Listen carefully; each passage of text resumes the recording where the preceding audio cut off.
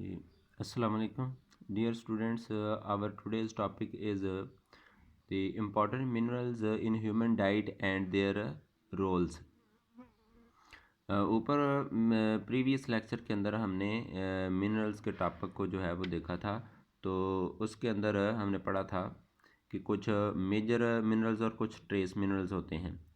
तो इसमें उन्होंने अलग अलग दिए हुए हैं। मेजर मिनरल्स वो हैं जो 100 मिलीग्राम या उससे ज़ायद मकदार में पर डे चाहिए होते हैं, और ट्रेस मिनरल जो हैं वो less than 100 milligram per day चाहिए होते हैं। तो ये कैटेगरी के लिहाज से इनको दो पार्ट्स पे तकसीम किया गया है। तो इसमें जो है वो हम देखें, सबसे पहले हम जो है वो मेजर मिनरल्स को स्टार्ट करते हैं। उसके अंदर आ जाएगा सबसे पहले सोडियम है। तो ये मिनरल्स हैं और इस टेबल के अंदर रोल इन बॉडी दिए हुए हैं। सोडियम का क्या रोल है बॉडी के अंदर? तो फ्लूइड बैलेंस इन बॉडी के अंदर फ्लूइड बैलेंस का यहाँ मतलब ये आ जाता है कि बॉडी के अंदर साल्ट्स और वाटर जो है उसका एक मखसूस बैलेंस बॉडी कायम रखती है। ये उसके अंदर इसको बड़ा रोल है, fluid balance in the body. और ये आस्मो रेगुलेशन के ज़रिए इस कंट्रोल किया जाता है। तो आस्मो रेगुलेशन का काम बॉडी के अंदर किडनी करते हैं।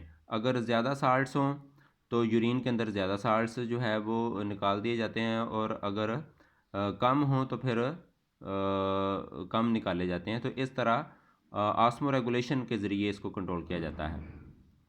Helps in absorption of other nutrients, दूसरे न्यूट्रिएंट्स की एब्जॉर्प्शन के अंदर ये हेल्प करता है कि बॉडी के अंदर एब्जॉर्ब हों, जो चीज़ डाइजेस्ट होती है। अगर सोडियम जो है वो बॉडी में दूसरे जो न्यूट्रिएंट्स हैं उनकी एब्जॉर्प्शन में हेल्प करती है।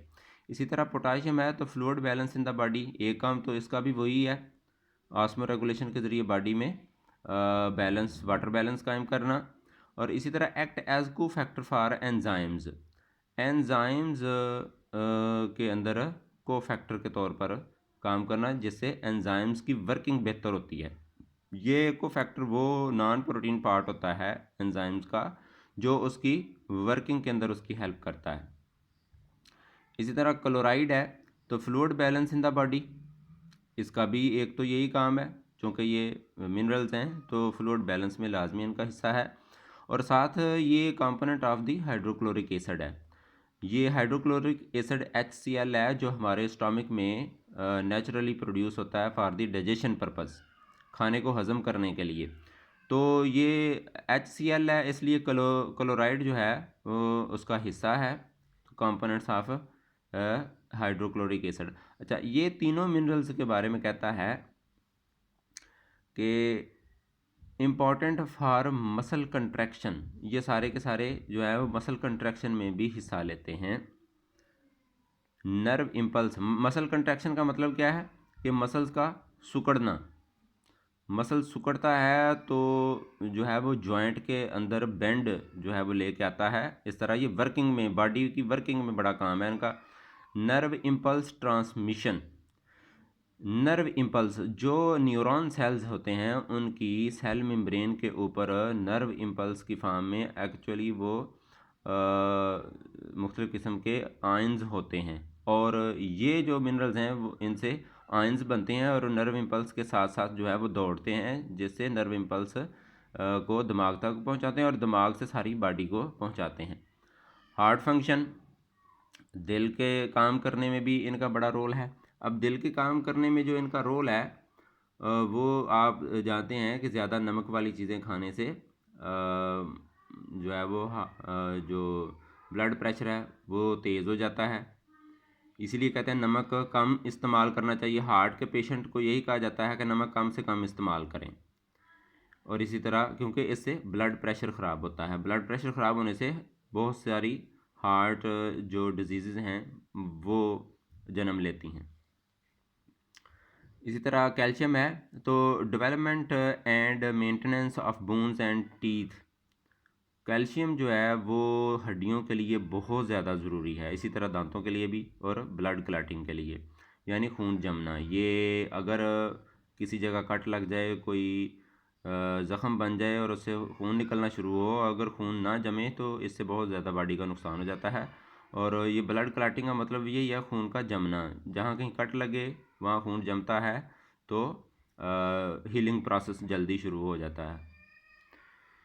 इसी तरह मैग्नीशियम एंड फास्फोरस है, development and maintenance of bones and teeth. ये मैग्नीशियम और फास्फोरस ये भी और कैल्शियम भी, ये तीनों मिनरल्स बोन्स के लिए ख़ास तौर पर बहुत ज़्यादा ज़रूरी हैं। इसी तरह ट्रेस मिनरल्स जो है वो 100 मिलीग्राम से जो कम चाहिए, उनमें सबसे पहले आयरन है, ऑक्सीजन ट्रांसपोर्ट एंड स्टोरेज। अच्छा, आयरन ऑक्सीजन ट्रांसपोर्ट किस तरह, क्योंकि आयरन हीमोग्लोबिन का हिस्सा है। ये अगर आप तवज्जो के साथ देखें तो ये हमने एक दिन क्लोरोफिल की स्ट्रक्चर के बारे में हम बात कर रहे थे तो बताया था कि मैग्नीशियम जो है वो इसकी स्ट्रक्चर के लिए बहुत ज़्यादा ज़रूरी है। साइड पे नाइट्रोजन होती हैं तो मैग्नीशियम नाइट्रोजन ज़रूरी है क्लोरोफिल में। इसी तरह की स्ट्रक्चर हीमोग्लोबिन की भी होती है, जिसके अंदर बिल्कुल दरमियान में आयरन होता है और साइड पे जो है इसकी नाइट्रोजन जो है वो लगी होती हैं।